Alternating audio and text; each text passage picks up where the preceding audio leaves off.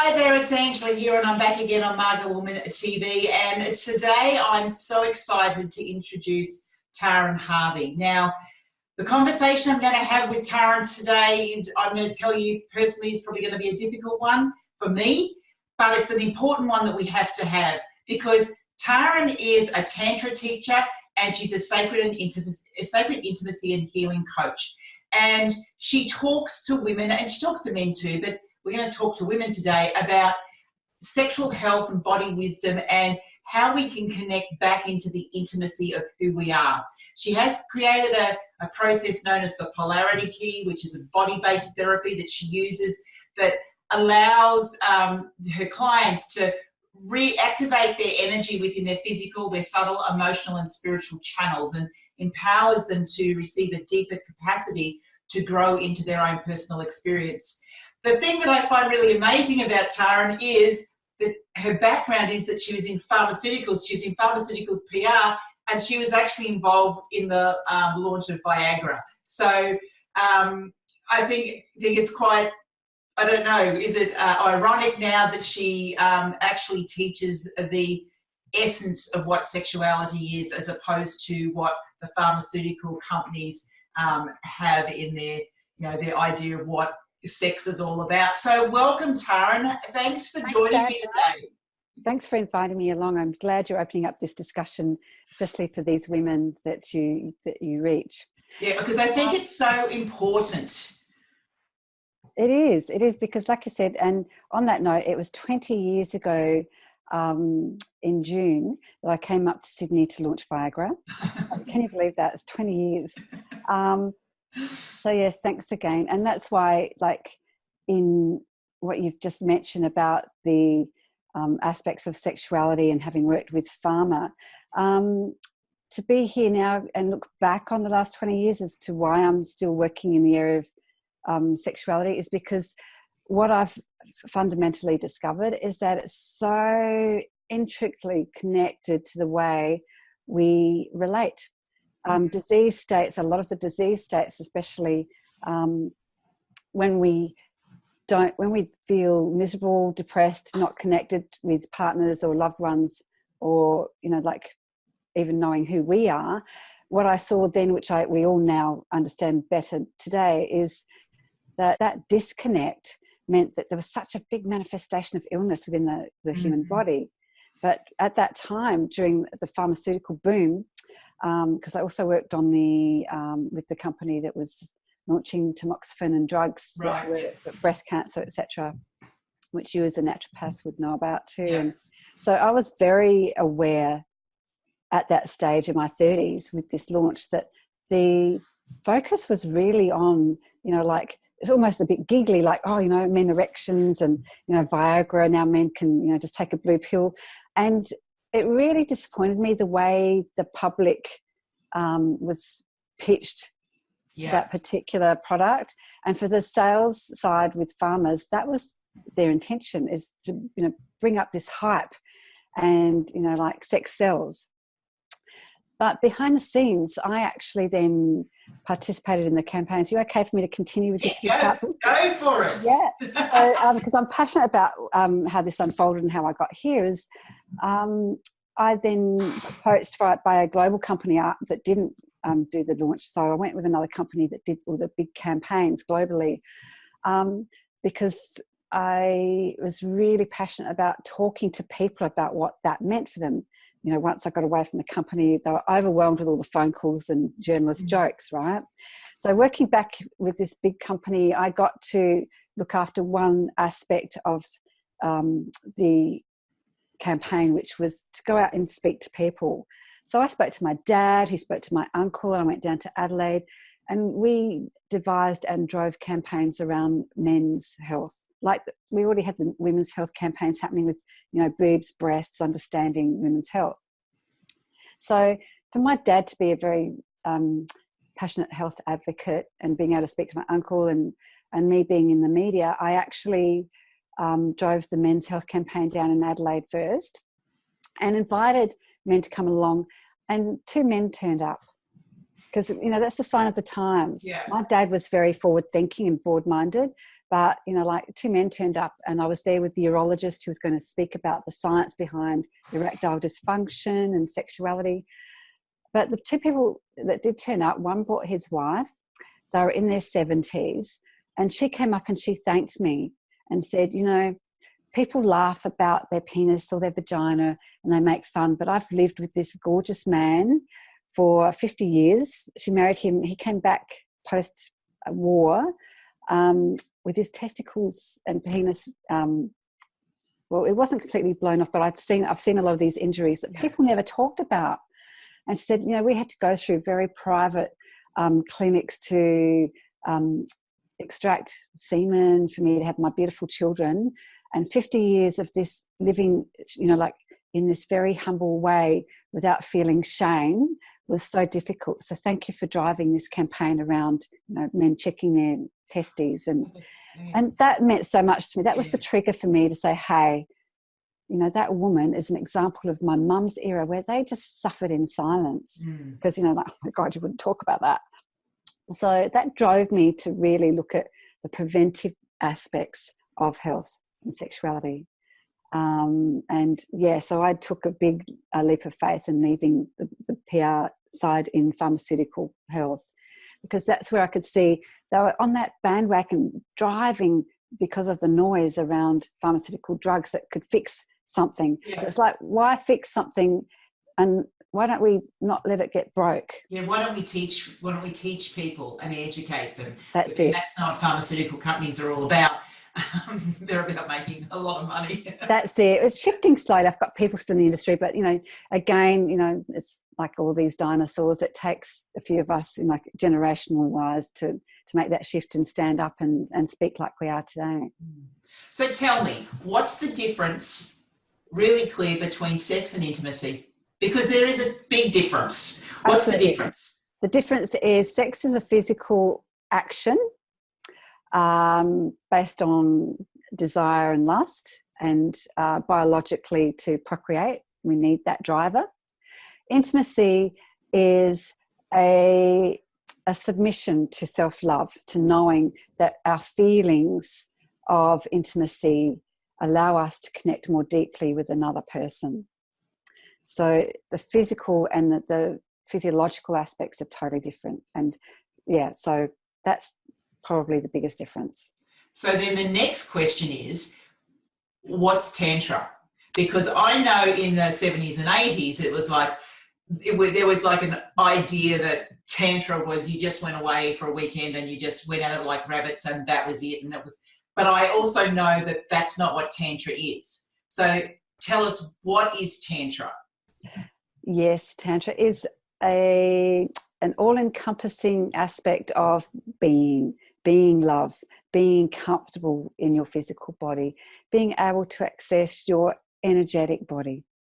So Tantra, yes, I know, like when I started looking into it, I was a bit like, ooh, that's about sex, because that's what we were sold, again, like with pharmaceutical. So it was a quick fix for people that didn't have time to get together in relationships and then had this sexual energy they didn't know what to do with. So Tantra is the embodiment of all elements as well, because we're physical human beings made of flesh and blood.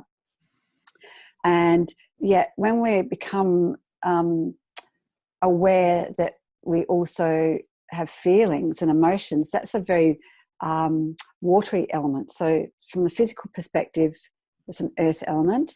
From the emotional perspective, it's a water element. And our bodies contain 73% water. So we react in a modern world very quickly from a masculine side of ourselves to do things, to get things done, to react quickly, at the cost of that feminine side, which is to just allow ourselves to feel into experiences. So Tantra is bringing everything back into alignment through the masculine side of ourselves and through what we're doing into the feminine aspect and bring it into balance, but also understanding how to implement this in an embodiment way, not just, oh, I better stop doing too much, which women, our generation, would probably click into. And how do I feel more then and feel more passionate in my body? How do I love my body? What is love? and, you know, allowing those elements in the body to align and become more focused. So that is Tantra. It's really an alignment of all these elements. And then the air element, we know the explosiveness of people overthinking. So that's part of the meditation and bringing that back into the body as well. And the fire element is the solar plexus, which is where a lot of women, and I'm probably jumping ahead here, but, you know, a lot of women today operate from a very fiery element within themselves that steps into the masculine a little bit more. And I think women, our generation of women, as they're coming into this mid-stage, so I'm 56, and so I think that we were brought up in an age, very masculine age, obviously. We were told that the only way to be successful was to work hard. Women got their rights to go out there and compete in a man's world. And we kind of lost, and I know I was there, I worked corporate, you know, the big projects, the big money, all of that. Success was all about what you could achieve in a material world.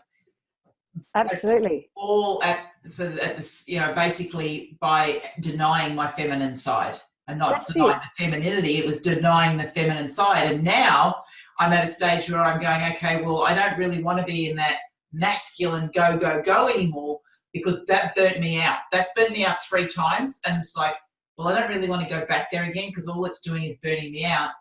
How then do we shift into this feminine side? How do we embrace the feminine energy? Because most of us don't know how. Exactly. And this is the point. This is the work that I'm really picking up on again, because a part of what I've had to shift into is for women to start asking, how do I shift this? Because men were embracing it like, you know, how do I get better erections, and and obviously my pathway led me to understanding that, you know, they weren't coming towards me looking to be like, hey baby, and, you know, get a bit scary with me. It was like they could see from my expertise that I know how to talk to them about their penis and about the energy around there. So I was teaching men that a lot of their blocks, just quickly why I'm talking about men, because they're the ones that embrace this first. So, because if they don't get an erection, it's immediately, you know, a problem. But women to sit with something we can't see. So they don't speak about their internalized sexual problems or oppression until it manifests into disease. So getting back to men, the sacred space within us all is our sacral chakra energy, which is where our sexual energy manifests. But in being constantly busy and working from this top end, from the fire chakra, solar plexus, the heart chakra, throat, and the air elements, we're just out there, do. So the watery elements, which are the lower 3 from the water and down to the earth, from the fire aspect, means that, yes, I taught men how to relinquish anxiety and come back into their bellies. Because there used to be, you know, more beer bellies and more drinking for men of our age group. Okay. So for the women of our age group, we were brought up that, you know, like once we had our man in that marital space, and I've been married to, is that we had a role to play. We could still be in that feminist benefit of being a successful, being at work. So if you've got 2 people, man and woman, in that space working with their masculine energy, then you've already got 2 unequal people. So even though women would then get to a certain place and have kids, and I didn't have that. I was divorced after a year and onto this life path. What I witnessed then was that women who thought they could have it all, we were really sold that story that we are equal. And the answer to this particular question you asked is that we're not. So we're teaching, we have to relearn as the new generations are you know, getting it faster, and with online media and workshops and Facebook tribes, they're getting it from what our age group kind of knew but didn't know how to name, which is what I'm doing. I'm helping women like us name that we have actually given away so much of our feminine energy in upholding the masculine side of ourselves that we've actually internally burnt out. I burnt out too. So we drove the fire elements of our body into overdrive when we weren't allowed to be in the watery elements. And, you know, so we were underdriven in our feminine capacity to just, you know, be, just to allow. There was none of that. We weren't allowed to let men be better at anything. And so, yeah, so that sacral place in our belly, which holds our womb, holds our ovaries, over our generation, was really becoming, deconstructed and dysfunctional. Women were given hysterectomies if there was, like, I remember my aunties were told after 3 children, and they were always having hysterectomies. They had prolapses because they were told by doctors, by the masculine, and they accepted that was equality, that they could be out there in the workforce, and they still took advice externally from men, from doctors, from hospitals.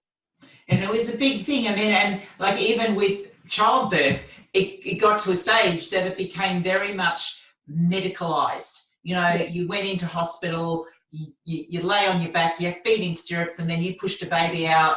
And if that wasn't working, well, then it's no problems. We'll just cut the baby out and whatever. And yes, there are life-saving cesareans that have to happen, but the whole thing became very medicalized, and it was very much driven by, how does this suit men? Do men really want to? Because midwives, if we go to doulas and midwives, they wanted women birthing naturally.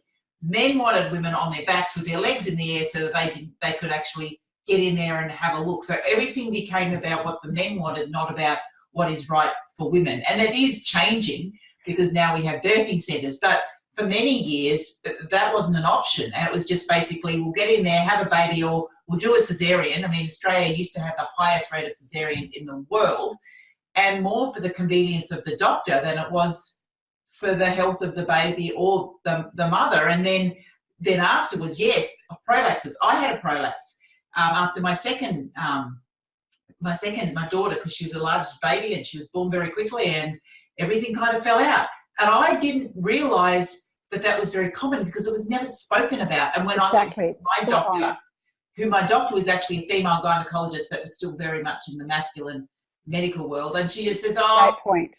do the either do the pelvic floor exercises, and if they don't work, we'll just get this bit of like PVC pipe and we'll just shove it back up there. And I'm going, I don't think so.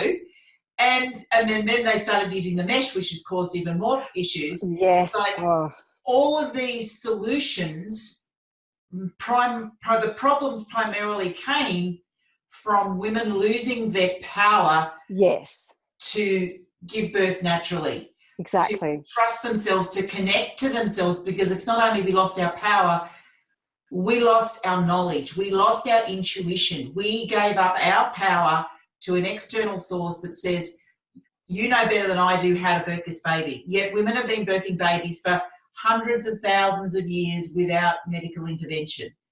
Yet all of a sudden we can't do it. Excellent. Thanks, Angela, because that is exactly why a lot of the women I now see in their 30s and 40s and moving into their 50s have recognised that, what's been lacking in the last 20 or 30 years for them in relationship is honouring what you've just shared with me, taking back their power, reclaiming that wisdom. And then in that second stage, in the tantric model, for me, is then they get to say, actually, I never actually felt sexual. I felt like I had to bonk my husband to make him take out the garbage. Yes. And it's like, because that's where that manipulation came in, okay? That's where the dysfunction came in the physical world in a relationship. So in the metaphysical, in the spiritual, in the embodiment, that's why they didn't drop into that sacral chakra of being a sexual woman that says, actually, I want to jump on him when he comes home. Because they were already fighting from the top 3 compartments, and with the patriarchy already setting that up for women to, believe in the masculine dynamic. And as you said, therefore, work in the masculine, give away their power to doctors and everybody. Bringing that right back into empowerment is part of this tantric way for women to reconnect and, as we mentioned earlier, reclaim that beautiful sexual, sensual, feminine aspect that men worship. Because I saw so many men before I started seeing women, and that's all they wanted. It's like, I want my woman to be like that flirtatious woman I saw when I met her 20 years ago. Now I'm afraid to approach her. I'm afraid to, and it's like, so that's where everybody was living from the top up and not dropping into their innate wisdom. So yeah, for women, that's, I feel, where you've nailed it here, is why Tantra just helps them to reclaim other aspects. You're working with the empowerment as well, but for me, I'm taking them back into that sexual energy again. It's like, who were you as that mother maiden energy was swirling into the outside world and the external world? How do you then reclaim the woman and not that role, and remember what it's like to feel, sexually alive without being ashamed or repressed, to feel it back into your body and listen to your body, and yes, have that intuitive knowing of what you want, how to ask for what you want of your man, your husband, your lover. And that's where women are struggling. Yeah, and that's what I was going to say. So what do? We've got women who have lost, and I'll be honest, right up, lost it. There is, yes, I've got to look at the hormonal side of stuff with libido, but other than that, I feel I have no sexuality, no sexual energy at all. Okay. And probably lost it when I had my first child. Yeah. Because I had him in a hospital because I was an older mum. I wasn't allowed to go to a birthing centre because I had my first child at 40. And then everything kind of fell apart from there. There was no longer any pleasure in intimacy, in sex, because when my son was born, I got torn straight all the way through, so everything had to be stitched back up. I don't know what happened, but just seemed to lose the pleasure. And then it just became a chore because I had a baby that I had to look after. And then 2.5 years later, I had another baby I had to look after. And then I had a husband going, well,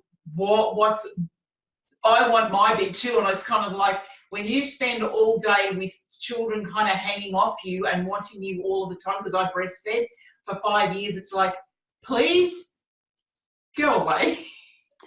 And that's it. I don't have the energy for you as well. And then it just becomes a habit, because then, my kids are a bit older now, but it's just kind of like it's become a habit, and it's like there's no spark there whatsoever. For me, it's not nothing to do with him. Absolutely. And that's the thing. I could live the rest of my life without having sex quite easily. And that's where it's a choice. So there's two things here in answering your question. Firstly, yes, motherhood changes the body. And when women start accepting that, everybody will be better off. Let's be mindful. It's a big shift, regardless of a woman's age. So I'm mindful of being, because I've had late pregnancies too. So firstly, yes, it shifts the physical. And it's meant to, because we're meant to procreate. Tantra has 3 lineages. There's procreation, recreation for pleasure, and liberation through spiritual alignment. So procreation, once that's achieved, we've not ever, and this is the era we're in now, we've not ever allowed ourselves to be educated around how to be in touch with our physical pleasure body. Mm. We've been dealing well with the pain bodies, because that's where, we can talk about pain, and then, like medicine's there to serve us very quickly. But what about when we talk about pleasure? Who's there to serve us in that space? It's a growing space, yes. But acknowledging that for you and for mothers and for women in general, that we have these particular, eras of our body, we need to be able to be okay with that we're not then going to have to put out, because we don't want it to be that kind of concept of doing again in the masculine world. Again, because I've worked in a very industry-driven area around sexuality being about pleasure. But what I actually witnessed is that men don't actually want it. They never want forced sex. They never want to be sexually intimate, because, and there's the key word again, intimacy means they want their partner to also be present. So women have actually driven in the last 20, 30 years, thanks to a patriarchal system, that concept that has men hidden and feeling shame around wanting sex. So in what I hear from you and so many other women, it's like that's where the reclaiming of your power, feeling back into your body, even if it's pleasuring in the bath, even just by having a bath that might be pleasurable, taking that time, to feel your body, to touch your belly, to breathe down into your yoni, which is a beautiful Sanskrit word for vagina, and getting to know her, getting to know your body in that part. I haven't only looked at mine a few years ago because I stopped when all this, you know, the yoni-verse and yoni healing and yoni mapping and women's yoni centers are just booming with acceptance now. And I thought, oh, I better have a look at mine. And it's all still there. It is, but it's like because I've been on this path of accepting my genitals and then feeling into pleasure in my body from the spiritual side as well. And the tantric is about alignment through all the energy and connecting fully present. I hadn't actually taken time out of my knowing all this to actually stop and have a look. And just to remind myself of her beauty and the energy that I needed to reconnect with, especially after miscarriage myself. So yeah, that's a beautiful way that you've also, you know, like expressed the experience of what it's like to not have the energy, because we're not taught how to bring that energy back into our body and be able to be with it without sharing it to someone else. And knowing your sexual energy center is a great way for women to then play with it, feel what it's like to discover pleasure wherever you touch yourself on your body. And, you know, like sometimes for me, I've got a thing about my own neck. So the erogenous zones is what I teach couples in learning to, you know, witness for each other, not to touch your partner, because men go, oh, can I do that for you? And it's like, no, that's not the point. They want to pleasure their women so badly, but it's like, no, women need to own that. Learn how to do it themselves. Exactly. What makes you feel good.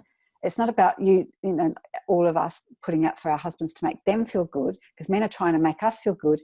And then we're just, you know, like not coming together. So yes, when you mention the word energy and knowing what you do about nutrition and health in the body, that all needs to come into alignment, and we need to honor it truthfully for ourselves, that we don't have the space and time and energy after birthing for anything or anyone else. And we need to be okay with that for however long it takes.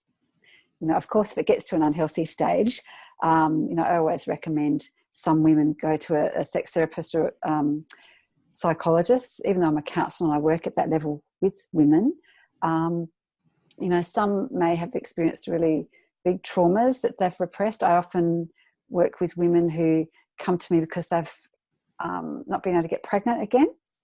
And often it's the trapped trauma of having a stillbirth. Yeah. And being able to deal with that, because their husbands think they're over it, and they're quite, you know, wanting to be sexual, but they haven't released the energy of grief. So Tantra is about opening up all of those very, very intimate discussions and letting women know that there's part of themselves that they often haven't even met and spoken to. And that's what I find with women once they are coming into this stage of life, is that if there's wounds that need to be healed, they need to be healed now, because that's when they actually start coming out, and that's why we get so many physical symptoms at this stage of life, because most of us are holding on to something. And if we continue to ignore it, our body's just going to yell louder and louder and louder. And yeah, you can throw drugs at it to quieten it down, but nothing's going to fix it until you go in and you actually heal the wounds and let out the little girl that you buried many, many years ago, or the young woman, you know, as you were talking about before, the woman who knew who she was, who owned her sexuality and who was open to being intimate, but she got buried. And if we don't do the work at this stage of life, you know, we still got another 40, 50 years to go. That's a long time to kind of keep pushing it down, and it's going to keep coming up. Exactly. And that's why we do have, you know, women with all these physical symptoms going on, and, you know, and they put that down to, well, that's just menopause. It's not just menopause. Exactly. I haven't even hit that yet. More. And, you know, this is why I loved this discussion when you invited me here, is because having my miscarriages late in life, I was on this path well and truly, and I'd just written my book, and it was all happening at once. And I was reconnecting with my mother about the wound of being married younger when I didn't want to, and about all the discussion we've just had.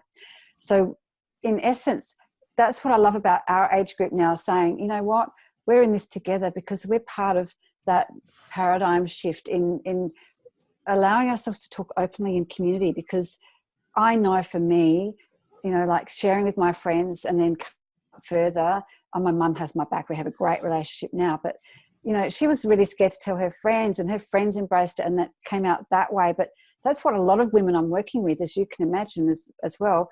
They're fearful of speaking up about any of these particular issues to do with intimacy and sex, because, you know, they were shamed about, well, we just didn't talk about it, as you said. And in community, you know, that you are a hussy or you are this or that in our era. So, you know, women just wouldn't speak openly, especially if a man heard you, you know, it would be giving away your power again, that he would be able to label you a slut or something else, or hit on you. Like, I know I got hit on post-divorce, and nobody believed me because I was always such a gregarious, happy person. And it's like, I'm not allowed to be that because I'm a woman. And yet I was, you know, I used to fight off some men at my friends' parties going back 20, 30 years. That's why part of the reason I came to Sydney too, which is why I know this was my life path in speaking up, was that, you know, we came from an era that gave us these freedoms, and yet we still had a leash on. Still, like, we had to still obey rules that my mother actually placed upon. But, you know, you can't wear a short skirt. You can't go walk up, you know, behind the cars at the car park. Don't go out late at night by yourself. All that. Don't walk down the street in the dark. Which is, and I mean, I know that I have to say, well, I try not to say those same things to my daughter. Well, it's common sense. There's two levels here. I just want to really... You've got to be safe, but also I don't want her to lose the confidence that she has. I mean, she's only... That's it. Yeah, it's about confidence, not about aggressive sexual expression. So that's where I was going. Like, our age group gets it. It's about having a confidence and being assertive. But women today have a confidence and are more aggressive. They're still in that masculine. They need to allow it to be diffused a bit, because we are coming out of that era where, for women like us, we've done the work around, you know, speaking up and speaking around it, and so much so that these women are taking it to the next level a bit too quickly. You need to bring it back in, and let them own it with confidence. Because I had fear of being confident sexually. I was like, no way. So that we can bring that element in, and that'll allow much more healing to happen for women our age too, when they recognise, you know, that it's okay that we were, you know, brought up with that aspect, and that essence can be softened so that they can go, like, we can all move through the next 40 years being with our sisters and daughters and friends, but also being back with ourselves and revisiting that part. Because that sexual energy with our solar plexus energy, with that water and fire, being able to assert ourselves again is the magic here moving forward. If you were to share 3 tips to help a woman in the mid-stage of life reconnect back to her own sexual energy, what would be those 3 simple things that they could start with? Obviously, seeing you is there, but what are 3 things they could just start with, just doing? Easily. I tell a lot of people, even my family, my sister and her friends, is that we need to take more time in breathing into our bodies and sitting still. When we say we don't have time, we're already discounting ourselves as mattering. So taking that time to breathe slowly, 5 counts. And then 5 counts back out through the nostrils. Breathing in for 5 counts, really expanding the belly. 5 counts out. And doing that little practice for at least 5 minutes, even when you go and have that space, if you're a mother of 3 or you're racing off to work, when you shower in the morning and you brush your teeth, breathe. And take that breath into the belly so that it feels in the lungs that you mean it, that you're coming home to your body. So that's 1. That activates the sexual energy as well. 2 is to watch out for any negative self-talk, to say, I'm not sexy enough. And if there's any self-loathing, then that negates the breath, because there's no point breathing slowly and the head's going, don't know why I'm doing this anyway, because look at my belly, I'm fat. As soon as we do that, we we disconnect from the essence of that breath and expansion of energy. So look at that for yourself. Are you happy with who you are? Any negative self-talk is a call for help. So 3, in the self-love model, with those 2 elements already at play, with knowing how to engage more tantrically with yourself, checking in, are you listening to any issue in the body? If there's, an achy hip, are you walking in the right direction if it's the masculine side, or are you doing too much? Are you, like my mum, for example, will go to my sister's in Queensland, and my sister just became a grandma last weekend. So my mum's a great grandma, and she's been having some health problems, but she'll go, and my sister calls me, she'll go up and down the back stairs to take all the washing off the line because she needs to be needed. And then she'll sit there and she's in pain. We know, and she knows now through this work, that all I have to say to her is, I know you chose to do that, but are you relinquishing the attachment to the pain, or are you repressing it? She's like, yes, it hurts. Breathe it in and release it. Yes, it hurts. I walked up and down those stairs because that gave me pleasure to do those things. And that's the clue for many women. Looking at if a shoulder aches, I had a woman yesterday, Saturday it was, whose right shoulder, was really heightened, and her left one was like this. The left is the heart space. And when I see women in that space with elongated right shoulder, they're constantly doing too much and not taking time to balance themselves. So the polarity, this key, the 3rd key is polarity. Polarize and witness where you're uncomfortable. Where are you holding on to more? It can either show up physically or as an ache. Yeah, so I have issues with my left hip, and I limp, which is my masculine side. So you limp on the left. So you limp on the left or right side? Sorry, right side. Right side. Yep, there you go. Yeah. So that's what you get to check in with, because all that pain reference, especially around the hips, is holding up the vessel from that earth plane into that sacral chakra area between the hips. I mean, of course we have physical ailments to a certain degree, but it's still a message to check in if it's being aggravated. How much are we actually doing when we can rest a little bit? So I could sit here and listen to you for ages, but we do have to end this interview. So Taryn has actually also written an article for us in the Maga Woman Magazine, and we've got all of Taryn's contact details in there as well, plus I'll put them underneath this video. But I want to absolutely thank you, Taryn, for your time and just sharing the knowledge you have, because I think this is such an important topic. Even though it's scary, I know it was scary for me. I told you beforehand that this was really going to be a stretch for me to have this conversation. I think it's an important one for us all to be having. And I think I totally agree with you that when women come together in circle and talk about these things together, we learn so much. We learn that we are not alone, and we can help each other rather than just trying to get on with it and kind of push it all down. It doesn't solve the problem, but coming together and speaking with other women, and hopefully, everyone who's listening to this will come together with other women and talk about it. And I've absolutely loved this conversation that we've had today. It has blown my mind. And, it's enlightened a few things for me as well. Lovely. There's things that have been going on for me. I've been quite vulnerable and open here. But it's actually really enlightened a few things for me. And I know there's some things that I need to be doing, and there's more work that has to be done. So thank you so much for your time. Thank you too, lovely Angela. Enjoy the rest of your day. Thank you. And I want to thank all of our listeners and our viewers for watching this. Hopefully you've enjoyed it. If you've got any questions, please leave them under the video. As I said, Taryn has also written for the magazine. She's on the cover of the magazine, and we'll have more conversation over within the Facebook group. So for everybody, from my heart to yours, infinite love and gratitude. Bye.